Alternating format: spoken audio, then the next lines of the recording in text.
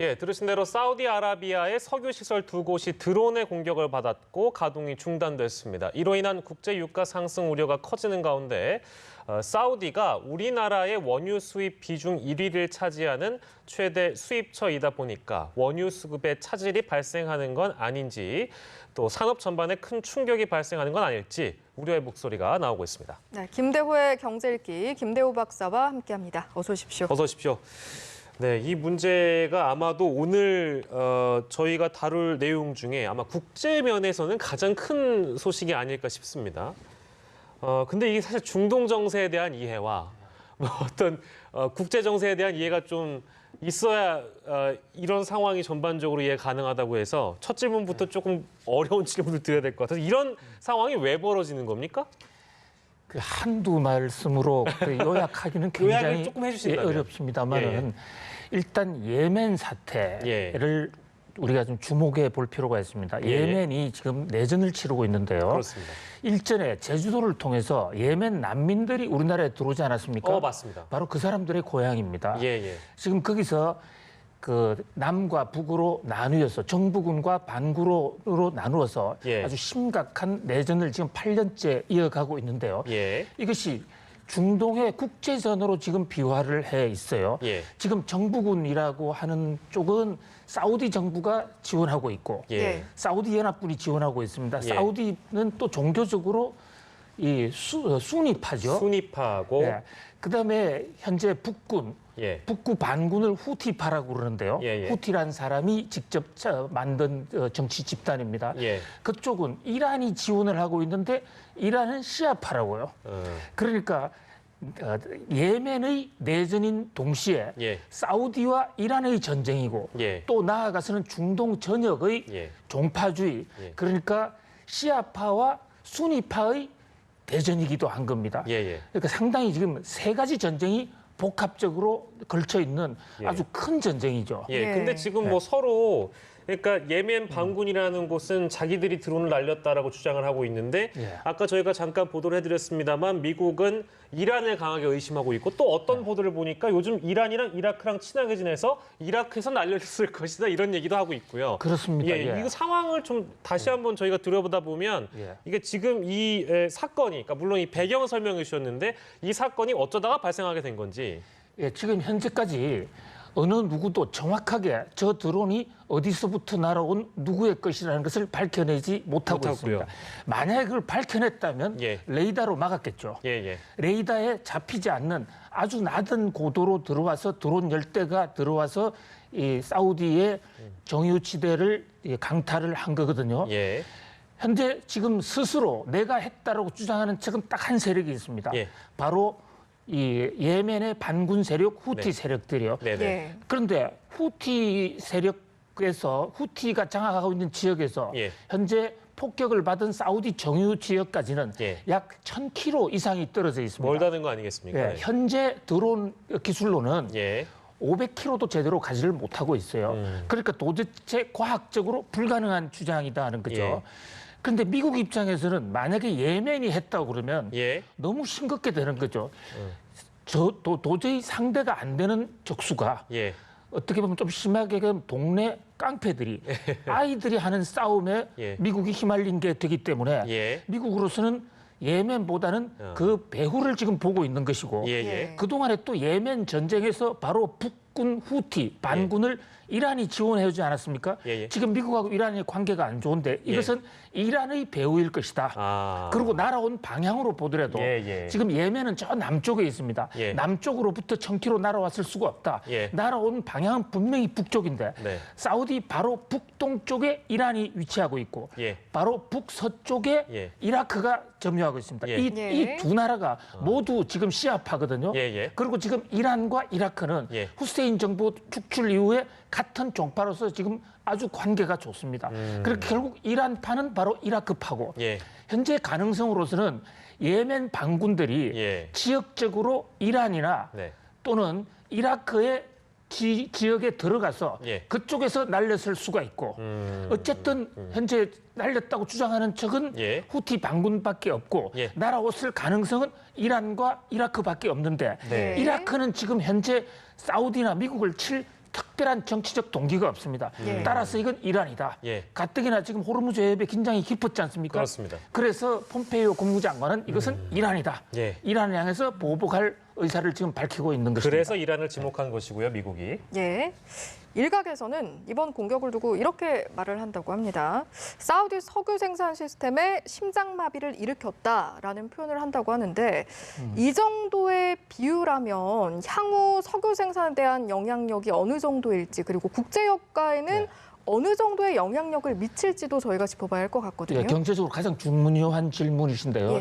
지금 이 카라쿠스라는 지역하고 아브카이크라는 지역이 이란에서 각 전역의 유전지대로부터 오는 이 원유를 파이프나 또는 운송 수단으로 받아서 거기서 탈황 시설을 해서 황산가스를 없애고 1차 정유를 해서 호르무즈 해협을 통해서 수출하는 곳입니다. 그러니까 길목이죠. 수출하는 길목이죠. 현재 사우디의 하루 현재 산유량이 약 1,000만 배럴 정도 돼요. 1,000만 배럴 정도 되는데 바로 이 두 지역에서 하루에 수출하는 양이 600만 배럴이 넘어갑니다. 그러니까 현재 약 65%, 70%가 이 지역을 통해서 지금 수출이 되고 있는데 들어온 열대가 이 지역 안에 들어가서 휘젓는 바람에 바로 이 600만 배럴의 생산이 중단이 된 거예요. 그러니까 사우디 생산량의 절반 이상이 날아갔고 전 세계 생산량으로 치면 약 6%가 지금 가동이 안 되고 있는 겁니다. 들어보니까요. 그런데 이곳 같은 경우에 과거에 알카에다 테러 공격의 표적이 됐던 곳이라고 들었거든요. 그럼 이제 두 번째로 이제 어떤 표적이 됐다라고 볼 수 있는 그렇습니다. 이 중동에 전쟁만 있으면 치고 싶어 하는 곳이 바로 이 카라쿠스 지역입니다. 여기를 때리면 사우디가 마비가 되고 뿐만이 아니라 원유 공급 라인이 마비가 때문에 전 세계가 한꺼번에 혼돈이 되고 이것을 때린 세력적이 전쟁에서 승리할 수가 있어요. 그래서 2006년도에도 알카에다가 여기를 치기 위해서 탱크 수천 대를 동원해서 트럭 수천 대를 동원해서 진격을 했지만은 당시에는 미국과 사우디가 다 막아냈습니다. 여태까지 중동에 많은 전쟁이 있었지만은 이 지역이 이처럼 허무하게 무기력하게 당하는 것은 이번이 처음 있는 일이에요. 적어도 원유 생산량, 정유 양으로만 놓고 본다면 중동에서 석유를 본격적으로 수출한 이후에 가장 큰 타격이다. 그런 면에서 사우디의 심장, 아니 석유의 심장이 강타당했다. 이런 지적이 지금 나오고 있는 것입니다. 그러니까 당시에는 테러가 성공한 게 아니고 실패를 했음에도 영향이 있다고 들었는데 그렇습니다. 그만큼 그 곳의 어떤 상징성, 중요하다라는 점을 저희가 느낄 수 있는 지점이겠네요. 심장입니다, 한마디로. 그렇군요. 알겠습니다. 그렇게 되면 이제 상황은 이렇게 일단 벌어지고 났으니 우리가 이제 수입을 하는 곳 중에 작년 기준으로 보니까 뭐 사우디에서 수입하는 그 원유가 29% 정도 된다고 하고 뭐 가장 많다면서요? 그렇게 되면 우리의 영향은 없겠습니까? 그렇습니다. 이 사건이 만약에 장기화되거나 지금보다 더 심화되면 가장 큰 타격을 받는 나라가 또 공교롭게도 한국입니다. 우리나라가 사우디 의존도가 지금 세계 1위예요. 우리 원유의 30%를 사우디로부터 들여오고 또 최근에 이란으로부터서의 수입을 줄이기 때문에 사우디 비중은 점점 더 늘어날 것으로 보입니다. 우리나라하고 사우디는 전통적으로 건설 협력 등등을 해서 관계가 굉장히 깊어요. 그래서 이것이 만약에 정말로 수출을 못한다고 그러면 큰 타격인데 현재로서는 그렇게까지 심각하다고 볼 수는 없습니다. 현재 우리나라가 사우디로부터 사오는 원유는 현물 시장에서 현찰로 돈을 주고 현물을 사오는 것은 아니에요. 우리는 20년 이상 장기 계약을 맺고 중장기적으로 원유를 지금 그 아라비안 원유를 계속적으로 계획 속에서 5년짜리, 10년짜리, 20년짜리 이렇게 도입하고 있거든요. 그래서 오늘 현재 지금 약 600만 배를 생산하지 못해도 사우디가 다른 곳에 비축유가 또 있습니다. 전 세계에 비축 기지가 있어요. 그쪽에서 부족분을 상쇄해 주기로 약속을 했고 또 그렇게 계약이 되어 있기 때문에 당장에 우리가 석유가 없어서 불을 켜지 못하거나 자동차가 가지 않는 그런 일은 없을 것입니다. 그러나 이거와 별개로 국제 유가가 올라가게 되면 우리가 지불하는 돈이 커지게 되고 또 이 사태가 장기화되면 사우디가 비축유에서 줄 상황도 못 된다면 그때는 그야말로 자동차를 움직일 수 없는 상황까지도 갈 수는 있지만 예. 현재로서는 아니다 이렇게 볼 수 있습니다. 네. 예. 우리나라도 그렇지만 미국에서도 지금 트럼프 대통령이 기름값 안정을 위해서 대책을 좀 내놨다고 들었습니다. 어떤 내용이고 또 효과가 있을 거라고 보시는지까지 짚어주시죠. 예, 트럼프 대통령이 휴일인데도 불구하고 전격적으로 또 한 번의 트위트를 날렸지 않습니까? 예. 트위트를 통해서 미국의 비축유 6억 달러 정도, 6억 배럴 정도에 달하는데요. 그 비축유를 쓸 수 있는 대통령의 승인을 했습니다. 비축유를 내놓은 것은 아니에요. 예. 대통령이 승인을 해야 비축유를 쓸 수가 있는데 일단 대통령이 할 수 있는 사인은 했다. 그리고 이제 사인한 사실을 트위터로 올려서 자랑을 했습니다.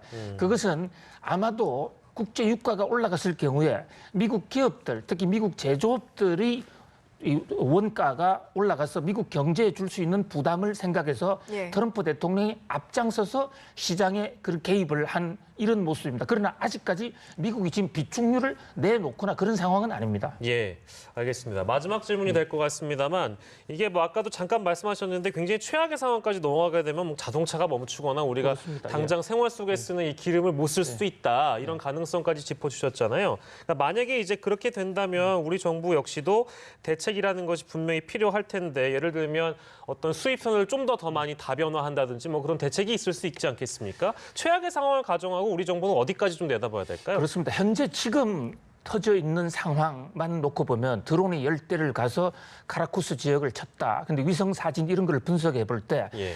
사태는 그렇게 심각하지는 않은 것 같습니다. 왜냐하면 원유 시설에 폭파가 일어나면 연쇄 폭발이 일어나야 되는데 예. 폭발이 한 줄기로 끝났단 말이죠. 그러니까 연유 정제하거나 운송하는 파이프라인에 장애가 있어서 예. 당장에 산유는 못하지만은 예. 고칠 수 있지 않느냐.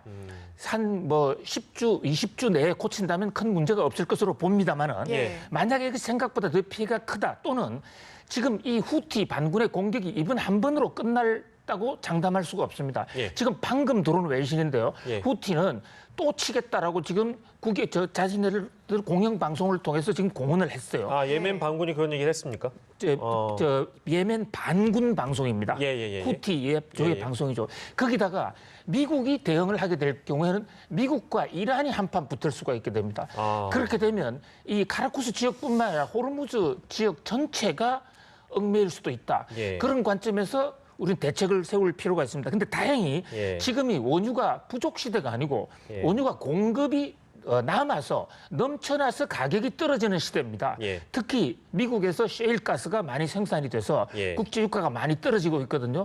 그러니까 적어도 지금 현재 나타난 것 가지고는 우리 경제나 세계 경제에 큰 영향을 주지는 않을 것이다. 예. 우리 산업부에서도 예. 긴급 대책 회의를 했지만 우리나라도 비축유가 있고 현재로서는 큰 문제가 없지만 이 사태가 악화됐을 경우에 점점 악화됐을 경우에는 지금 지적하신 대로 최악의 상황이 올 수도 있습니다. 그런 것을 대비해서 우리가 비축유 늘려야 되겠고 예. 또 사우디아라비안 유뿐만이 아니라 WTI라든지 브렌트라든지 다양한 수입선도 확보를 해야 되는 장단기 대책을 세워야 될 것으로 보입니다만 예. 적어도 지금까지는 그렇게 뭐 심각한 그런 문제는 아니다 이렇게 볼 수 알겠습니다. 저희가 뭐 저희 시간에 사실 정치와 외교를 다루는 시간은 아닙니다만 저는 이 사건 터지고 제일 걱정되는 것이 호르무즈 해협 파병과 그렇습니다. 관련된 문제인데 네. 미국이 우리한테 뭐 파병 같은 걸 요청한 적이 있다고 알려져 있잖아요. 예. 그렇기 때문에 혹시나 이게 거기까지 나아가지는 않을까라는 걱정이 좀 들어서요. 그 생각이 좀